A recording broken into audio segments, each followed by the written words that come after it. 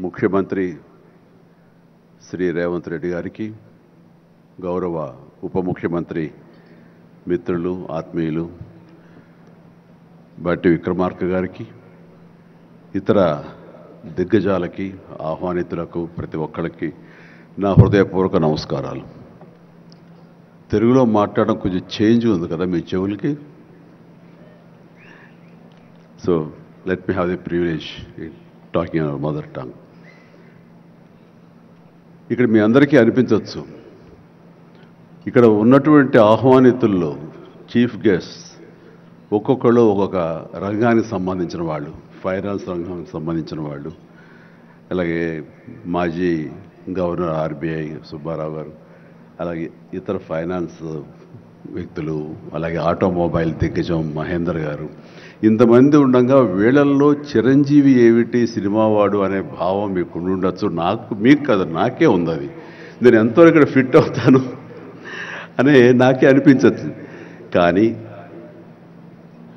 నా మీద ఎంతో గౌరవంతో ఒక సోదరుడుగా మన ముఖ్యమంత్రి గారు చిరంజీవి రావాలి అని నిన్న మన బట్టి విక్రమార్క గారిని, అలాగే IT and industrial minister Sridhar గారిని నా దగ్గరికి పంపించారు.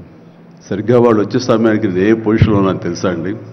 ఎవరో అమ్మాయితో డ్యాన్స్ చేస్తూ ఉన్నాను. చాలా ఇబ్బంది అనిపించింది అన్నపూర్ణ స్టూడియోలో. సో ఆ సమయంలో వాళ్ళిద్దరు కూర్చోబెట్టి షూటింగ్ ఆపేయంట్రా అని చెప్పి వారి ఇచ్చిన తర్వాత అంత ఆప్యాయంగా నన్ను ఆహ్వానిస్తుంటే, ఇంత గొప్ప సభకి, ఇలాంటి ఒక గొప్ప గ్లోబల్ సమ్మిట్కి, తెలంగాణ రైజింగ్ అంటూ ఒక గొప్ప ఇనిషియేషన్కి 2047 ఇది ఎట్లాగ ఉండాలి అనే ఆ ఊహ తన బ్రెయిన్ చైల్డ్ అయినటువంటి మన ముఖ్యమంత్రి గారు ఆహ్వానిస్తే అది చాలా ప్రివిలేజ్డ్గా ఫీల్ అయ్యాను, ఎంతో గౌరవంగా ఫీల్ అయ్యాను, ఎంతో ఆనందంగా ఉన్నాను. మీ అందరితో పాటు ఈరోజు ఇక్కడ నేను పార్టిసిపేట్ చేయడం అనేది నాకు దక్కిన గొప్ప అవకాశం, గొప్ప అదృష్టంగా నేను భావిస్తున్నాను. అయితే ఇక్కడ కేవలం చిరంజీవికి మాత్రమే ఇచ్చారు, అందుకే చిరంజీవిని ఆహ్వానించి అక్కడ కూర్చోబెట్టారు అని నేను అనుకోవటం లేదు.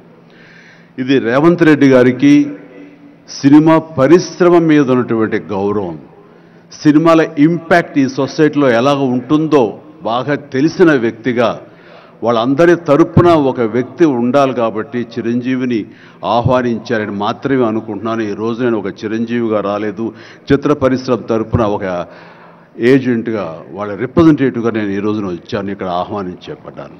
కాబట్టి దానికి ప్రత్యేకించి పరిశ్రమ తరపున శ్రీ రేవంత్ రెడ్డి గారికి మనస్ఫూర్తిగా నా హృదయపూర్వక ధన్యవాదాలు తెలియజేస్తున్నాను. సార్, మీకు గుర్తుంటే మీరు ప్రభుత్వం ఏర్పాటు చేసిన కొత్తల్లో మొదటి వారంలోనే ఎప్పుడో నేను మిమ్మల్ని అభినందించడానికి నేను వచ్చినప్పుడు మీరు నాతో అన్న మొట్టమొదటి మాట, ఈ హైదరాబాద్ని ఫిలిం హబ్గా చేయాలి. అదేదో ఒక తెలుగు ఇండస్ట్రీ వరకో, లేకపోతే సౌత్ ఇండియన్ ఫిలిం ఇండస్ట్రీ వరకో, లేకపోతే భారతీయ వరకో కాదు, గ్లోబల్. మనకి ఏమి తక్కువ అని, ఇక్కడ ఏ వనరులు తక్కువ అని చెప్పేసి, ఏ ఎంకరేజ్మెంట్ తక్కువ అని చెప్పేసి మనం ఎందుకు చేయలేకపోతున్నాం? ఎందుకు కొన్ని తెలుగు ఫిలిమ్స్ ఒక లాంగ్వేజ్కే మనం కన్ఫైన్డ్ అయ్యాం?